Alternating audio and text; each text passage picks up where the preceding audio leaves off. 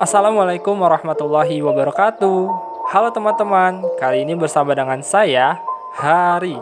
Nah, di sini saya akan memberikan sedikit informasi tentang kebijakan ekonomi pada zaman Nabi Muhammad SAW.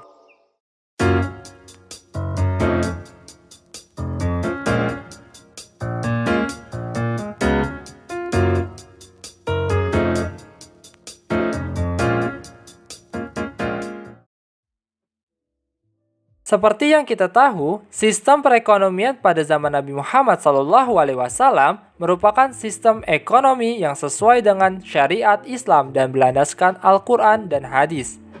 Sejumlah aturan yang tertanam pada landasan perekonomian tersebut terbentuk keharusan melakukan atau sebaiknya tidak melakukan sesuatu, juga dalam bentuk larangan melakukan atau sebaiknya tidak melakukan sesuatu. Pada zaman Nabi Muhammad SAW, salah satu kebijakan ekonomi yang dilakukan di awal adalah mempersaudarakan kaum Muhajirin dan Ansor, kemudian mengajarkan kepada mereka tentang berbagai macam muamalah, sehingga mereka menjadi lebih produktif dan dapat meningkatkan pendapatan nasional. Setelah beliau mempersatukan kaum Muhajirin dan Ansor, Nabi Muhammad SAW juga menganjurkan kepada para pengikutnya yang mampu untuk melaksanakan zakat dan wakaf, sehingga sahabat Umar bin Khattab mewakafkan tanahnya di Khaybar pada 9 Hijriah. Dalam pemerintahannya, Nabi Muhammad SAW menerapkan salah satu sistem yang mana negara tidak mencampuri urusan pasar, sehingga keadaan pasar dibiarkan melalui mekanisme permintaan dan penawaran yang terjadi. Selain itu, ada beberapa kebijakan fiskal yang diberlakukan pada masa pemerintahan Nabi Muhammad SAW. Kebijakan fiskal itu apa sih? Kebijakan fiskal adalah kebijakan yang menurunkan belanja negara dan menaikkan tingkat pajak atau doribah. Dari kebijakan fiskal tersebut, kita dapat melihat pendapatan dan pengeluaran negara. Dalam pendapatan negara terbagi menjadi dua, yaitu pendapatan primer dan pendapatan sekunder. Pada pemerintahan Nabi Muhammad SAW, pendapatan primer dan sekunder berasal dari sumber berikut ini. Sumber primer. 1. Ghanimah. Ghanimah adalah harta rampasan perang. Ini diatur dalam Quran Surat Al-Anfal ayat ke-41. 2. Zakat mal dan zakat pertanian. Ini diwajibkan sejak 9 Hijriah. 3. Usr. Usr adalah pajak perdagangan. Jumlahnya 2,5% untuk muslim, 5% untuk non-muslim zimmi atau dalam negeri, dan 10% untuk non-muslim harbi atau luar negeri. 4. Kharaj. Kharaj adalah pajak tanah atau pajak pertanian. 5. Jizyah. Jizyah adalah pajak untuk orang non-muslim. Besarannya 1 dinar, dan ini hanya dikenakan untuk laki-laki dewasa saja. 6. Fai. Fai adalah harta yang diperoleh dari orang non-muslim secara damai. Sumber sekunder. 1.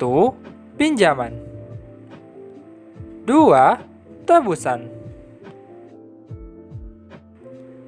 3. Amwal fadilah, yaitu harta orang muslim yang tidak ada ahli warisnya. 4. Nawaib. Nawaib adalah pajak yang dibebankan pada kaum muslim kaya. Nawaib ini pernah terjadi pada masa Perang Tabuk. 5. Wakaf. 6. Zakat fitrah. Zakat fitrah mulai diwajibkan sejak 2 Hijriah. 7. Hums dari dikas atau harta karun sebesar 20% dari dikas. 8. Sedekah lain seperti halnya kafarot atau denda. 9. Hadiah. Kemudian setelah kita mengetahui asal-muasal dari pendapatan negara pada zaman Nabi, maka kita juga harus mengetahui apa saja pengeluaran negara pada zaman Nabi. Pengeluaran pada zaman Nabi Muhammad SAW terbagi menjadi dua, yaitu pengeluaran primer dan pengeluaran sekunder. Berbagai pengeluaran negara pada zaman Nabi dapat kita lihat sebagai berikut. Pengeluaran primer. 1. Pembayaran upah. 2. Pembayaran gaji pegawai. 3. Biaya pertahanan. 4. Biaya distribusi zakat dan usr. 5. Pembayaran utang. 6. Bantuan untuk musafir dari daerah Fadak. Pengeluaran sekunder. 1. Bantuan untuk orang yang belajar agama di Madinah. 2. Hiburan dan hadiah untuk tamu negara. 3. Pembebasan budak muslim.